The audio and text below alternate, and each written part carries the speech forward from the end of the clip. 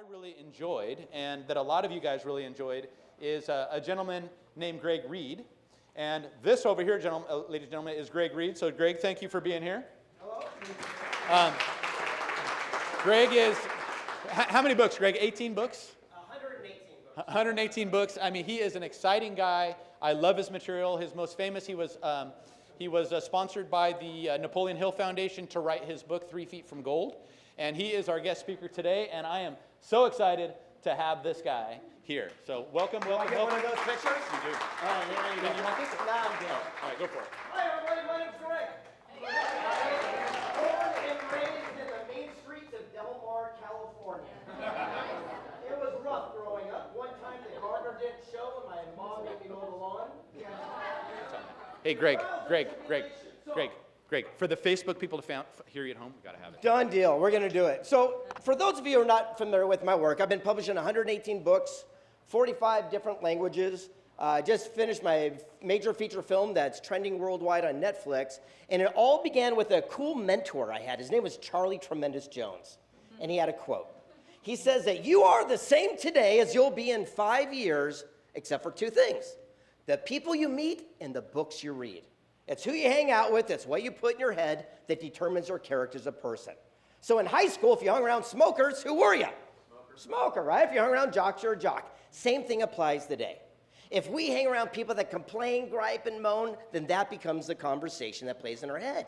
But if we hang around with people like this that are positive and solution searching, then that too will be the conversation that plays in our mind. So the little time we're going to have together today, I'm going to share with you some amazing people I've had the opportunity to meet along my success journey, but also some books you might want to have in your own success library. Now, the very first book I ever did was called The Millionaire Mentor. Now, when you write a book, you do something called the query letter. It says who you are, what's your message, why are you an expert, who's going to read your book. Well, I'm going to give you guys a heads up right now. I'm dyslexic. I can't spell, I can't read, and I can't write. Play me Words with Friends, you'll win every single time, right? And so when I did my first thing, I sent out these query letters, and I was turned down 268 publishers, agents, and printers in a row. 268.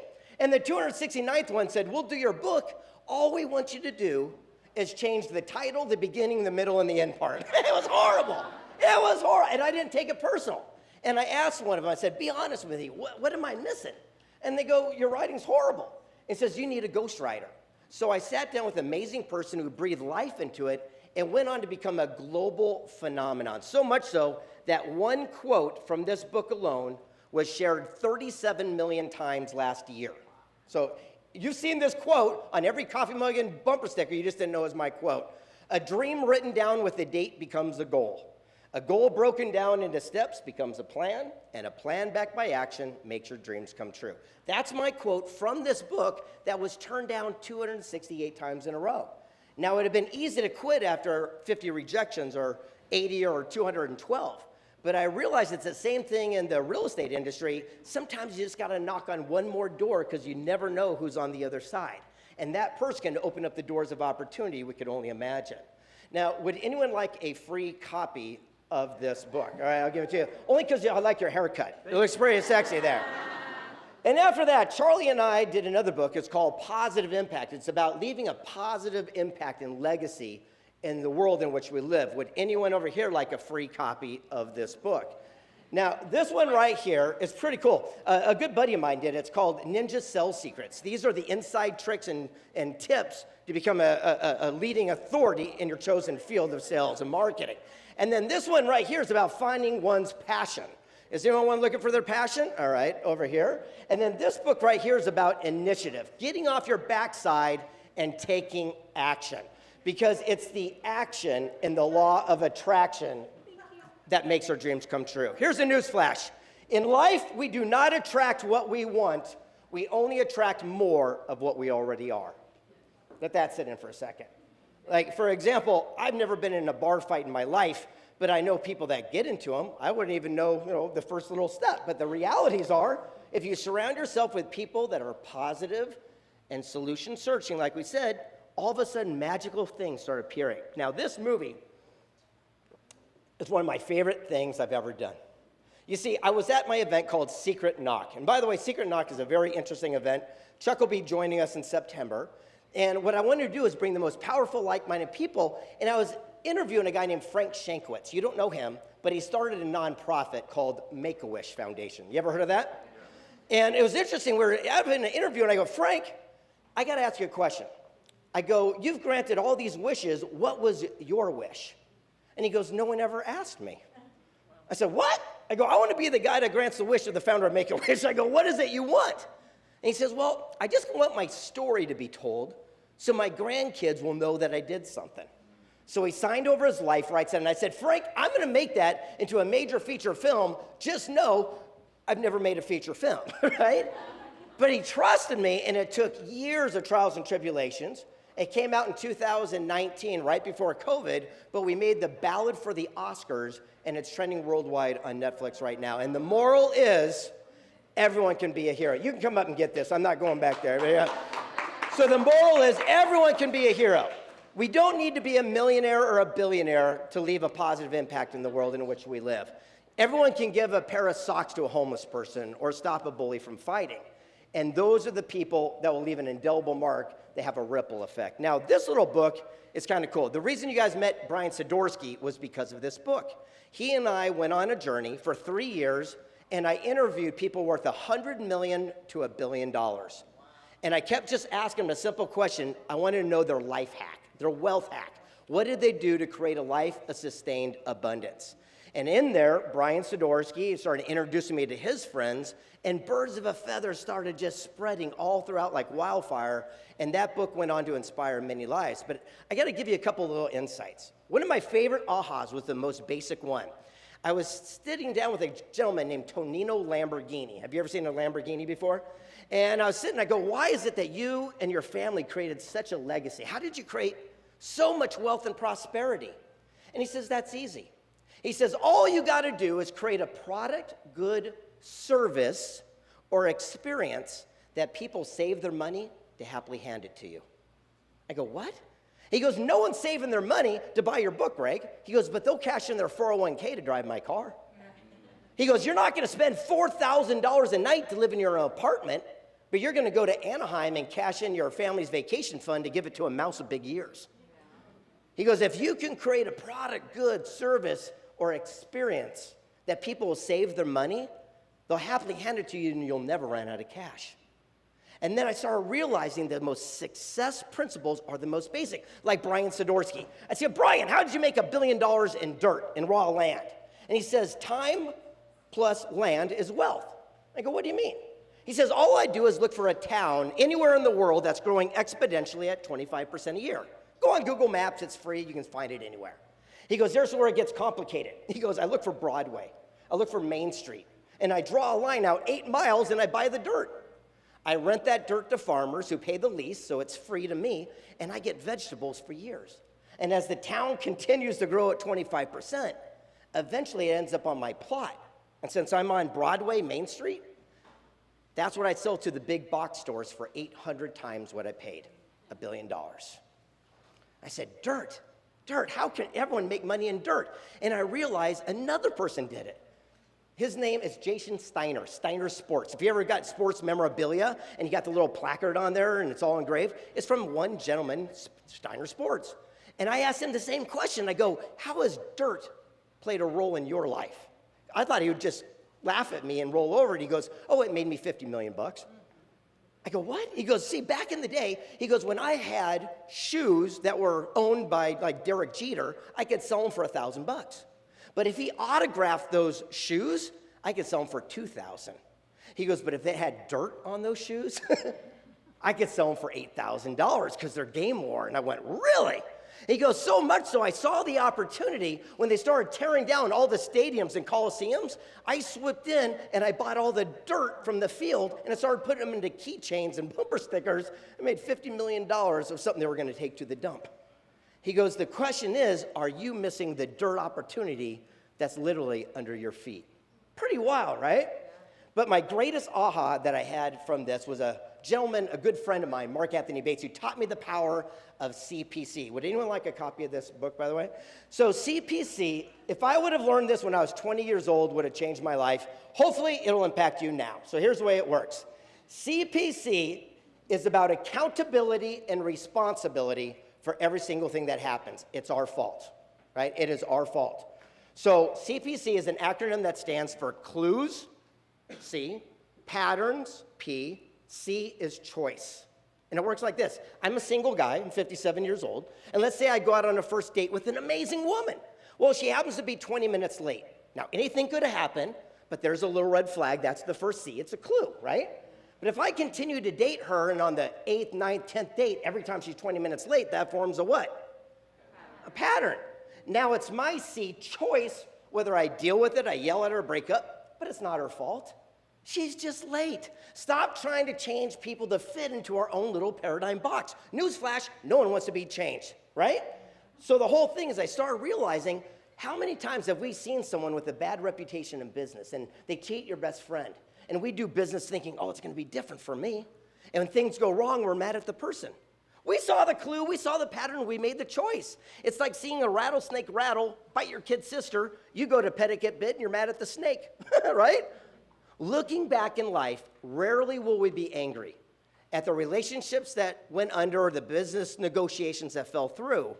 We'll be just a little upset with ourselves that we stayed in too long. Because we saw the clue, we saw the pattern, but we made our choices late. Now, who here has heard of my book, 3 Feet from Gold? Anybody? 3 people? That's why I can't afford lunch today. Thanks a lot, come on. Step it up a little bit in here. Well, I'll backtrack it then a little bit. So years ago, there was a book called Think and Grow Rich. Anyone ever heard of this one at least? All right. So Napoleon Hill was Napoleon Hill. You're going to make me do a jog back there? I'll see if this feeds back. But Napoleon Hill was a young, aspiring magazine reporter. He was 23 years old, and he gained access to the richest cat of the world. His name was Andrew Carnegie. And it was supposed to be a 30-minute interview, turned out to be 3 full days and 3 full nights.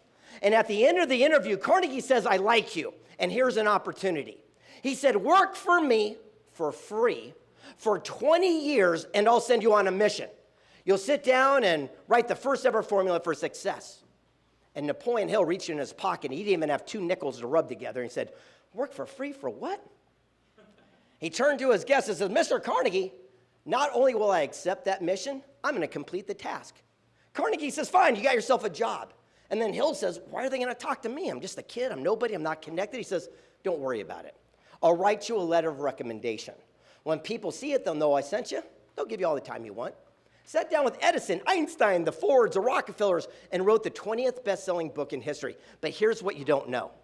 Carnegie was a stickler for action and gave Napoleon Hill only 60 seconds to make up his mind to work for free for 20 years. And when Napoleon Hill said yes, Carnegie pulled out a stopwatch he began, and there was 31 seconds left. He made a major life-changing decision in 29 seconds. But here's where it gets fascinating. Carnegie made that same offer to over 250 men before Napoleon Hill. Everyone else had something called a bad case of the one size. That means I'm going to take action once I get the kids out of the house, once I get the big break, once I get the windfall. But it's the people that take action, again, of the law of attraction are the ones that we tell the stories about. You know the biggest thing that holds people back? It's their big butt. Not the one they're sitting on. They say, I'd go do that too. And it's that butt that stops us. And it's the people that are willing to get up and move forward. They're the ones that we tell stories about. Well, that was in 1908. Fast forward 100 years exact to the date where the Napoleon Hill Foundation and the surviving family of Napoleon Hill gave that same letter like Napoleon Hill received from Mr. Carnegie, and they gifted it to me. So basically, I've got a Willy Wonka ticket to travel the world to meet any human being to tell their stories in books and film. Not a bad gig from a guy in Del Mar with dyslexia, right? And the whole idea is I started going face to face, knees to knees with people that blew my mind. And the first book that we did was called 3 Feet from Gold. And it is the story about taking action and not giving up before the miracle happens. You see, the Napoleon Hill, when he wrote Think and Grow Rich, the first chapter was called 3 Feet from Gold. And it was about a gold miner named R.U. Darby who had gold fever. He knew nothing about gold, but he wanted to get into the industry. He went out west and started digging, and he found a couple of nuggets, and he got excited, so he hid it and buried it went home and told his family and friends. They chipped in money to buy equipment to pull it out by the ore cart. And when the first cart came out, it was filled with gold. Woohoo! He's rich, right? But then the gold ran out. They kept digging, but there's no more gold. Kept digging, but the gold was gone. Defeated, Darby walks out of the mine and says, I quit, and sees a junk man walking by. He goes, hey, buddy, give me $200. I'm going to sell you the mine, the deed, the equipment. I'm going back home where it's safe and I know I can do something. And the junk man surveying the equipment was worth $10,000 because the family chipped in and said, here's $200. You got yourself a deal. But then he went to a local engineer and says, what happened? This cat hit gold and ran out. And the engineer starts laughing. He goes, man, that's mining 101. Everyone knows that gold runs in a straight line. It's called a gold vein. What Darby did is he came in one side, hit the gold, and popped back into dirt. He says, go back to where they discovered treasure, go 90 degrees, just 3 feet, the opposite way, and you'll tap back into the vein. Not only did the junk man pull millions upon millions of dollars out, but that's what fills Fort Knox today. And the moral is, how many times have we or someone we know quit one class short from a degree or sales or marketing or making that bonus call or sales call or canvas and doing the hard things that we know we need to do so that we can hit our own vein of gold? So the first person they asked me to interview was a guy named Dave Liniger. Some of you might know him. And I remember I sat down and said, you want to get into the real estate racket back in 1970. Was it hard? He goes, man, it was brutal. He said, all the money ran out. Interest rate was 24%. I didn't know what to do. He says for 2 years, every phone call came in from a bill collector because I ran out of dough. He goes, when the phone would ring, I'd run across the hall and pick it up so my poor secretary wasn't put in the middle. The third year, they threw me in jail. They called me a fraud and a liar.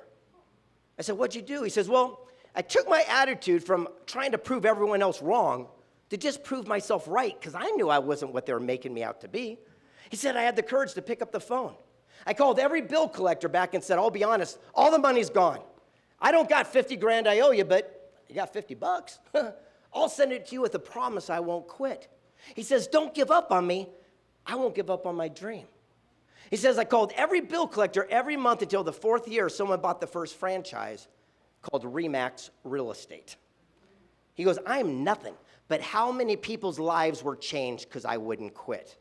How do we know someone sitting in this room isn't about to give up on their own dream because Visa was calling them on the way in? And it's the people that persevere through the most challenging times where they're the ones that we tell the stories about. You know, one gentleman I had a chance to meet changed my life.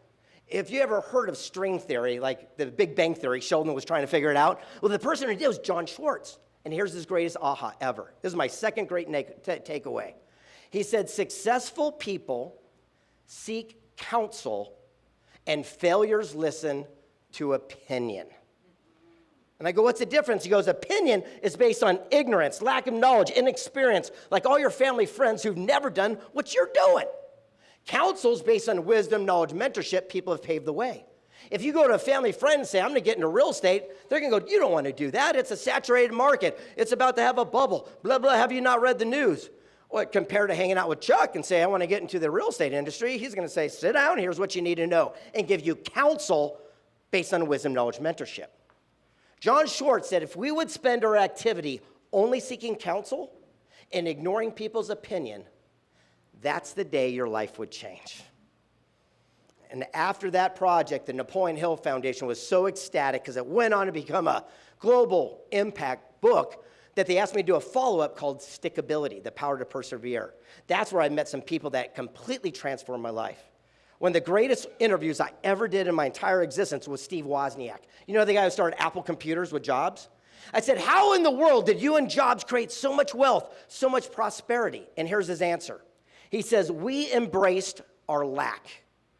And I go, what do you mean? He says, when these little microchip processor things came out, they were so expensive, we could only afford one chip. He goes, Jobs sold his Volkswagen. He goes, I sold my calculator. We pooled our money to buy one of these. He goes, Hewlett-Packard would make machines in IBM that go from A to B with 20 chips. You know, they had all the money of God. He said, so I pull away 5, go to AB with 15. I'd pull away 5, get it to work with 10. Eventually, I went from A to B using our one chip. He goes, listen, we were not trying to be innovative. or aerodynamic or cool or slick. We can afford one chip. But embracing that as an opportunity, I found the shortest, cleanest path. And by doing that, we changed the way people do personal computing for the rest of the world, for the rest of their life. He says, where could you be right now in your own business if we stop looking at something as our greatest challenge and obstacle, but it might just be the greatest blessing and opportunity in disguise? But the biggest aha came from Bob Proctor. He and I did a book called Thoughts Are Things. There you go. And we interviewed these amazing people. And it was interesting as we realized that thoughts are not things. If thoughts were things, you would have 20 million listings right now, right? If thoughts were things, right? How many people have had $1 million idea in the shower, and by the time you brush your teeth, it's down the drain? 10 years later, you drive down the road, billboard, hey, that's my idea, right? The only difference is it's the action, again, of the law of attraction. Think it, feel it, get off our backside, gotta take action and do it. And we realized after talking to all these, physicists and brain neuroscientists, they said, we have 64,000 thoughts a day. And unfortunately, most of them are called ANTs. It's an acronym, automatic negative thought. They're the reptilian part of your brain to protect you. Have you ever had a good thought and all of a sudden an nasty one thought pops in? You go, what, where'd that come in, right? That's the ant creeping in. And so what happens, if we had 64,000 thoughts and majority are negative, everything should be drama and chaos in our life. But it's not. Because it's only the thoughts in which we take action become our truth. If thoughts were things, I'd be a slice of pizza right about now because I'm hungry, right? And it was really interesting. I got to sit down with Marty Cooper, and he invented something called a cell phone. I don't know if you've ever seen one of those before. And I saw him on 60 Minutes. 2 days later, I'm in his office over on Solana Beach, and I asked him a question. I said, what is stickability? The stickability, what does that mean to you? And here's his answer. He said, stickability has to be parallel with flexibility. He says, if you're not willing to adapt and adjust, you'll just get stuck. And he told a story about a spider monkey. He said, in the rainforest, a spider monkey is the most quick, nimble creature. You can't harpoon it, spear it, catch it. It's too wiry. But one hunter figured it out. He took a heavy log, drilled a tiny hole, dropped a peanut inside, left it at the base of the jungle. The monkey would smell the nut, come down from the treetop, reach his hand and grab a hold of the nut, and his fist becomes so big he can't pull it back out and become anchored to the log. Now all he's got to do is let go, but he thinks that nut is nutrition, it's saving him, so he holds on with dear life. The hunter comes by an hour later, captures the elusive spider monkey. The question is, are you holding on to your own nut right now? But it could be in that form of that job or the deal or the fear or a deal or guilt or remorse. And what we're holding on with dear life because we think it's saving us, just like the monkey thought the nut was, could also be the thing that's leading to our own demise. Sometimes we have to have the courage and the fortitude to simply let go, adapt, and adjust so we can live to fight another day. I'm going to tell you 2 more stories, and I'm going to wrap it up. And by the way, people keep asking me about coming and playing with Chuck and I and Billy and the team over for Secret Knock in September. The only way you can come to our event, we're known as the #1 event you cannot attend unless you're invited. And Chuck is your invitation. That's it. That's the only way to get through. And the reason is we invite the most incredible people you could imagine. I mean, last time Presidente Vicente Fox came and told us how, Mr. Bush tried to talk him to go into war in Iraq and wouldn't do it, and the stories behind the stories. We did a private Skype with Edward Snowden while he's hiding in Russia. We brought in the most amazing people, and the folks that are coming in September, bam, it's going to blow your mind. It'll be like nothing you've ever seen right here in San Diego. And what's really interesting about going face-to-face and knees with these people is you realize how common sense, simplistic, that they created their life of prosperity. Like one guy come in, his name's Ron Klein. He created the MLS, multiple listing service. He automated the New York Stock Exchange. And on top of that, he created that credit card magnetic strip validating thing on the back of a credit card, right? And I asked him, I go, how'd you come up with this idea? And here's his answer. He goes, first there's a dream, then there's a challenge, and then there's victory. I only focus on the 2 ends. I don't get caught up in the middle. He said, back in the day, if you wanted to go to Macy's and you wanted to buy some silverware, they give you a little plastic card. It had raised numbers and letters, and they would check an accordion list of numbers, and if it didn't have it on there, you had good credit, you could leave with your merchandise. He put in a little scanning machine and go ka-chink, ka-chink. Remember those things? And that's how you left with your merchandise. He says, I thought there would be a way to put smarts in that card. And reel-to-reel tapes were the hottest thing and trend of that moment. And so I took a little snippet of it, put it on the back of a credit card. Then we had to find a way to make it readable, I guess is the proper English. I told you I'm dyslexic. And it was interesting. He said, I will make you, the human being, the actual computer. He says, that's why when you put your debit card in the machine, you got to get it that exact speed, because you are now the reel-to-reel tape machine that's on the back of that card. How simple is that, right? And by the way, people always ask why it is that I give away books every time I speak, and the truth is they didn't really sell that good. So over here, it's really interesting. When I did this book, it literally transformed my life and many people's life. And I'm going to conclude with this final thought, because I don't know everyone in this room, but I do know this about you. For years, everyone comes to you for counsel, for great advice. Know why? Because you're a leader. You stand out in your field. But moving forward, especially coming out of the economy that we just experienced, it is time to literally draw an imaginary line. And we step across and say, it's my turn. I love you, family. I love you, friends. I've been taking good care of you. I'm going to start taking care of me, right? We draw a line in the sand, and we step across and we say, it is my turn. I've got that idea for a book, a movie, an entrepreneurial spirit. I will not take it to my grave. You draw a line in the sand and step across, and you say, it's my turn. Napoleon Hill said it best, our greatest success will always come just one step beyond our greatest setback. You draw a line in the sand. And when you step across, you say, it is my turn. And when you want to say die and throw in the towel, that's when you kick it in the most. You got greatness inside of you. That's why you're in the room right now. You are special. You're in great leadership, but more importantly, you are a leader within yourself. It is time to draw that line and step across and say, it is my turn. And when you want to stop, you say, I will never give up. I will never surrender. I could literally be 3 feet from gold.